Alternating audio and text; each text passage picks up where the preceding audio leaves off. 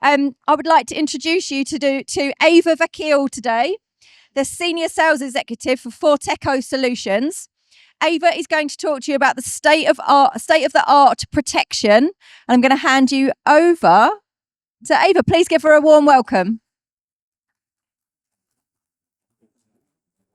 Hi, everyone. I'm really excited to be speaking to you today. First of all, I'm just going to check. Can everyone hear me all right?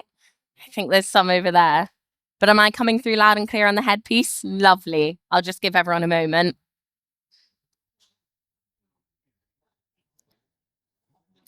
Great. So my name is Ava, and I'm here from Fortecho Solutions to talk to you today about art protection. So, what's everyone's first thought when it comes to art protection?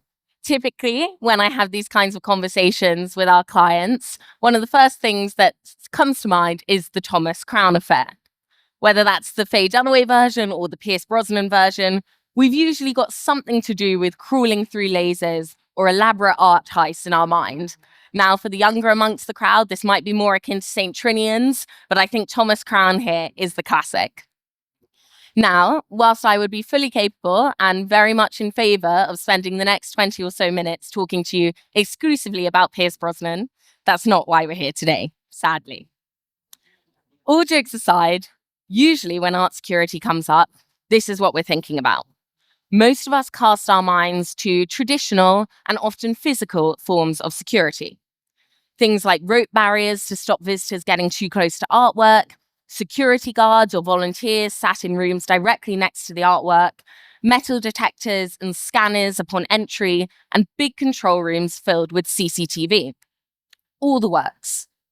Of course, all these methods have their place, and they fit into that wider aim of helping to protect art for posterity. However, the problem that seems to come up over and over again is, where is the line? At what point is the protection of artwork dampening visitor experience? No one wants to walk into a museum and stand 10 foot away from a piece of artwork they want to look at behind glass and barriers too far away to actually see anything. Of course not. It's precisely this problem we're constantly working with our clients to help solve. As you all know, as of last year, we're very lucky to have the doors of the National Portrait Gallery open again after their big refurbishment. At Fortecho, we've been working with the NPG for over 10 years to discreetly protect their collections without disrupting curatorial vision or visitor experience. It's been a really exciting partnership, and one we're thrilled has continued at scale as part of their reopening. Now, I bet you're wondering at this point how we're actually protecting these collections. So, let me introduce you to our bread and butter, Fortecho tags. Now, I can pretty much hear everyone screaming at me, is this the same tag that's nominated for Innovator of the Year at the Museum and Heritage Award 2024 later today? And yes, it is. So if you're at the award ceremony, come and say hello to the team there. So I want to give you a little bit of insight into just why these tags are so special. What you're looking at here is our flat art tag on the left, designed for paintings or other 2D objects. And in the middle, just there, that's the one nominated for Innovator of the Year. That is our all-in-one case tag. That is for display cases or any other 3D objects like ceramics, anything like that. Whilst they're huge in capability, the tags themselves are very small. I know they're blown up big there on the screen, but the one on the left is roughly the size of a credit card, and it's 4 millimeters thick, so super slim. The one in the middle is less than 4 by 4 centimeters. So really small and discreet, come in black and white, and this whole goal is to make sure they are as invisible as possible to the visitor. So, clients like the National Portrait Gallery are using our tags to detect activity on a local level around the artwork. The flat art tags sit in little wallets behind the paintings, attached to frames or stretchers, and are entirely wireless at object level. They have little accelerometer switches within them which detect movement. This means that if a painting was tampered with, if someone tried to take it off the wall, or if it was nudged, you would be alerted to this instant via your software. So, when it came to our partnership with the NPG, of course, tag sensitivity was of key interest. Like many of our clients, they naturally wondered about triggering false alarms due to movement that didn't represent a security incident. For example, gusts of winds or doors opening and closing. You can actually account for all of this in the software itself, changing the sensitivity of individual tags if you would like to, and delaying alarms. That way, you can be sure you're only being alerted to the incidents that are actually posing a threat. Whilst theft, movement, and tamper, of course, pose significant risks to artwork, environmental factors are also crucial. These tiny little tags are also sensing local environmental data, with this flat art tag sensing temperature and relative humidity limits, and the tag in the middle doing temperature, humidity, and lux levels. Not only are we measuring the exact amounts of each of those variables, but also the speed of change, which is really important. This climate data is becoming more and more essential, and I want to return to talk about it in greater depth in a moment. But before I do that, I want to give you a little idea how the system actually fits together. So, as I mentioned a moment ago, the entire system is wireless at object level. So you can see here the top half is perhaps the viewer experience. When you're looking at the paintings themselves, you don't see anything. There is no disruption to the visitor experience in the gallery space. This is actually made possible by readers, which you can see top left corner just there, which sit at high levels somewhere in the gallery space. Now, these are power over Ethernet devices. They don't need line of sight. And what that means is they can be hidden away, typically in ceiling voids or technical cupboards, again, with the idea to be as invisible as possible at eye level. So you have the tags at object level, the readers at high level somewhere in the room, and the final part is how you actually experience the system via our software. Our software lets you not only be alerted to any security events or breaches in environmental parameters, but it also makes the system incredibly flexible. You can edit tag settings, extract environmental data into spreadsheets, and import collection databases, assigning various artwork to specific tags. Now, I'm sure the curators and conservators in the audience are going to be familiar with that idea of walking around a gallery space or a museum, looking at various data loggers, having to record that information every day, and then sending it off to perhaps someone who's loaned you an item. We're hoping those days are gone. Instead, in a few seconds, you can export the data you would like. For example, show me the temperature data for this tag assigned to this artwork for the last 6 months. And I can give that to someone who may have loaned me a painting, give them all the data they might need. So not only does the software allow you to edit all those settings, but it also means you can filter down to the information that's actually pertinent to you. This might mean that security teams are seeing information like movement or tamper, whereas curatorial teams are more interested in those environmental readings. That way, when it comes to a security incident, you can be as speedy as possible because perhaps those teams aren't looking at all that other data. So, speaking of that data, I want to turn our attention back to the climate data that these tags are recording and why it's so important. So, from increasingly volatile global temperatures to skyrocketing energy costs, it's becoming harder and harder to ensure that local environments of artwork are suitable for their conservation. The key thing we're actually lacking in tackling this problem is data. How can we ensure conditions are correct or prove consistency to lenders if we don't really know the local environment of an object?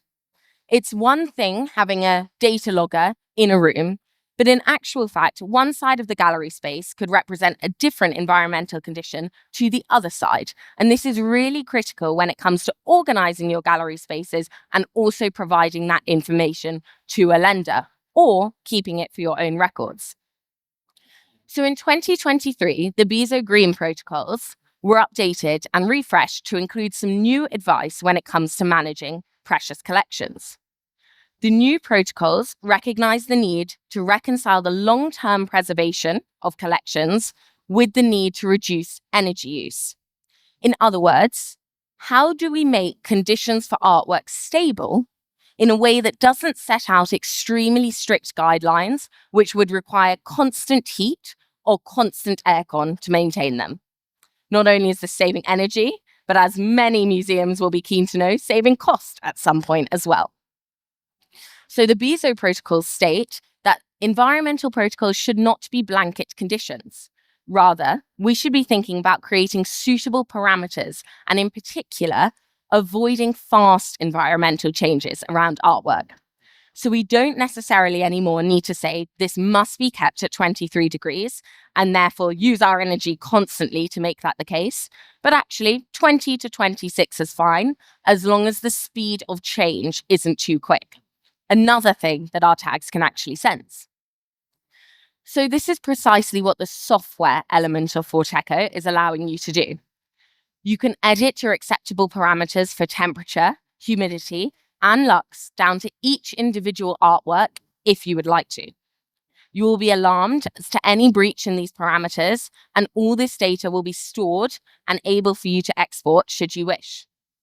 This will hopefully give you the confidence to be a little bit more flexible in your conditions and therefore reduce energy use, as you'll have all the data actually to hand. It won't be guesswork what temperature your paintings are being stored at from one side of the room, a data logger showing you 23 degrees. Instead, you'll actually know per artwork what is going on.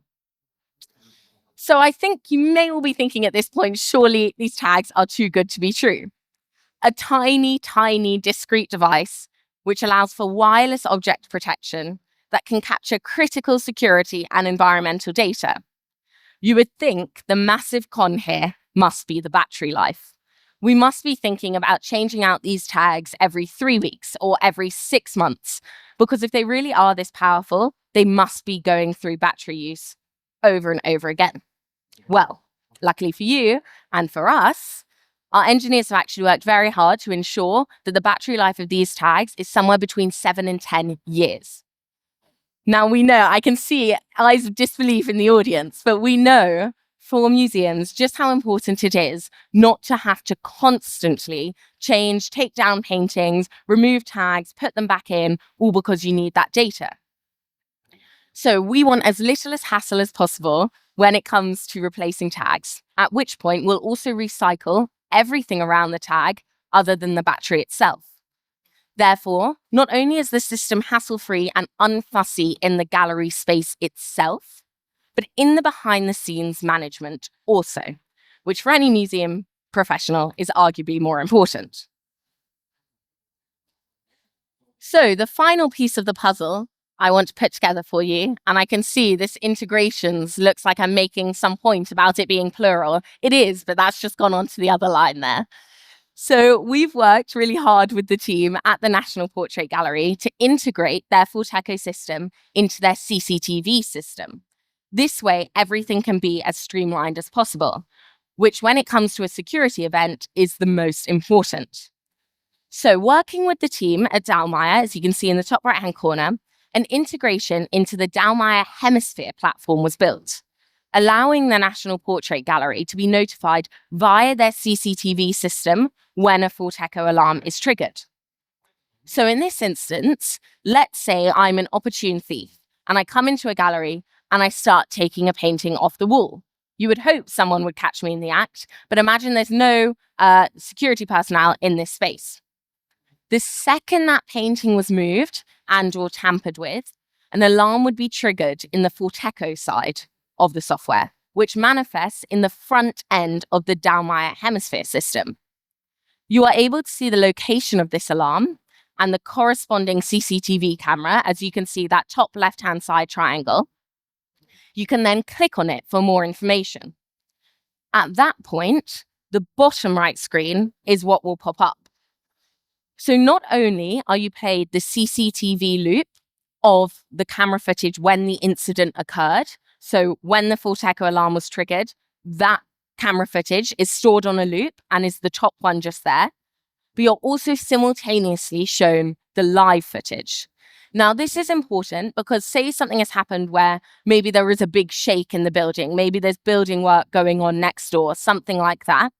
Having that live footage there lets you know, okay, the painting's still there, all is well, as opposed to, great, we've got a big gaping hole in the middle of the gallery. This is now turning into some kind of art heist movie. So in these instances, it really is time that's of the essence. And our whole goal is to streamline that process. Whether that be museums using Fortecho at the front end to immediately see any security breaches or any environmental breaches, or it means using Fortecho semi behind the scenes and a VMS, a video management system, on the front end. The whole goal is to allow you to respond to those incidents as quickly as possible. So I really hope you're beginning to see art protection through a slightly different lens, and that next time it won't just be the Thomas Crown Affair or various methods of physical security that spring to mind, but Fortecho tags and the huge amount of power they have in such a small package. Please do come and find us later today at D3, come and have a chat, or later at that award show. If I haven't mentioned it already, we're nominated for Innovator of the Year, Museums and Heritage 2024. So I have spent our time here today mainly talking about our core tag offering. That really is the bread and butter of what we do at Fortecho. But that's not the limit. So we have various things at our stand that we'd also be really excited to show you. Things like actual lasers and volumetric object scanners, so we can get a little bit more Thomas Crown should we like. We'd love to chat that through with you. Please do come and approach us. So you can see just behind me now some of the lovely institutions and organizations that we are lucky enough to call clients. Our client base is now spanning about 4 continents and many national institutions. We've been fortunate enough to work with the curatorial staff at museums such as the Louvre in Abu Dhabi, the Wallace Collection, and the Fitzwilliam to design and execute our mission to make sure that art protection is being enacted at the highest possible level with the minimum possible disruption to visitor and viewer experience. Thank you very much for your time today. I'm going to leave you some time to ask us some questions here. So please do shoot and let us know what you're thinking about, and I will hopefully give you some more info. If you do have something that you'd prefer to talk about at our stand, also come and visit us there. But thanks so much for your time. And now I'll take any questions should you have them. Thank you, Ava. A round of applause for Ava. Congratulations on the award nomination. Thank as well. you. I do know exactly how difficult it is to get that nomination. So congratulations. I hope it goes well for you this evening. Do we have any questions for Ava from the audience? We've got about 10 minutes or so plenty of time for questions. Yes, great. We've got a roving mic. Lady with the question.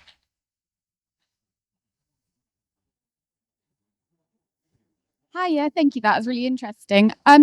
I was just wondering, in terms of lux, temperature, and RH, are you able to get live data, or do you need to physically take it off, download it, or how do you access that data? That's a really good question. If anyone didn't hear, we're asking about whether the environmental data you get, temperature, humidity, and lux, is you can get it as a live reading, or if you have to go to the tag itself, get it and then download that data. I think you'll be happy to know with that question, you very much do not have to do the latter.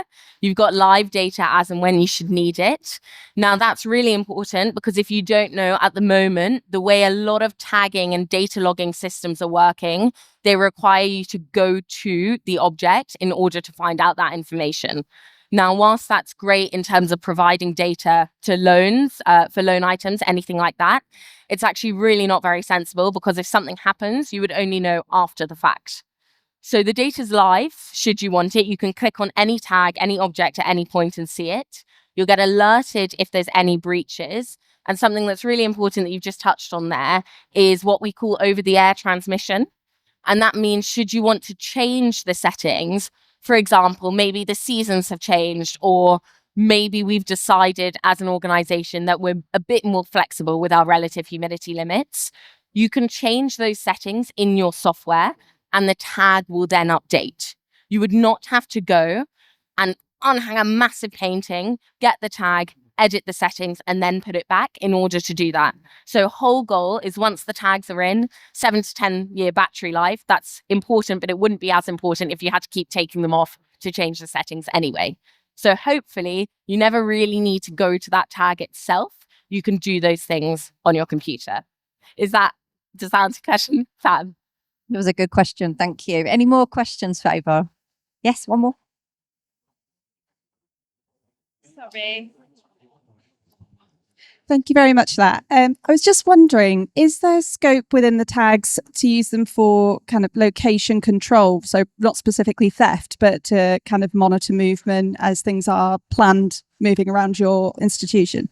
Yeah, so the question is about whether we can use the tags for almost location tracking of artwork. Now, the tags aren't GPS, so that means you can't track them and pinpoint them on a map.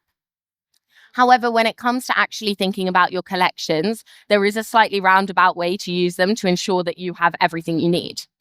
So the readers I mentioned earlier that will sit at high level, those power over Ethernet devices, they need to be within a certain range to see your tags.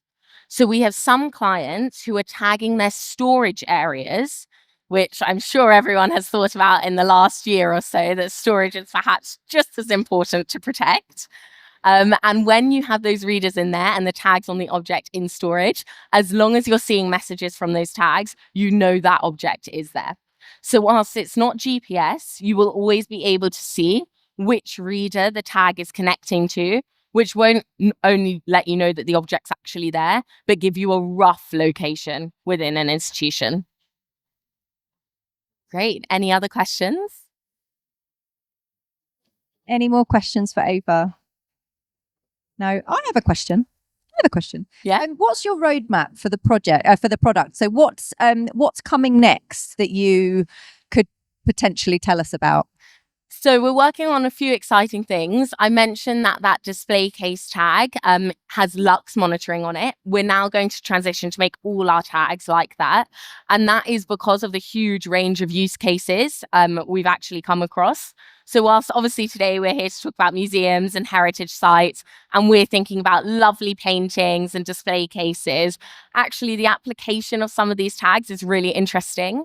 For example, any display case, you're effectively monitoring open and close. Therefore, anything you want to monitor open and close for, whether that be really important documents in a desk that you need to keep track of who is accessing, we could use it for that. We have some panic tags, which we also do in French prisons as well. So huge range of applications, and putting that Lux window on that flat art tag is going to mean that we can just be as flexible as possible with things like that. Don't want to give too much away about updates to our software, which are hopefully coming this year, but we'll see about that later down the line. Very diplomatic answer there. Thank you. If there's no more questions for Ava, you can catch her on stand D3, and I'm sure she's going to be there and very happy to answer any more questions that you have for her. But please give her a big round of applause.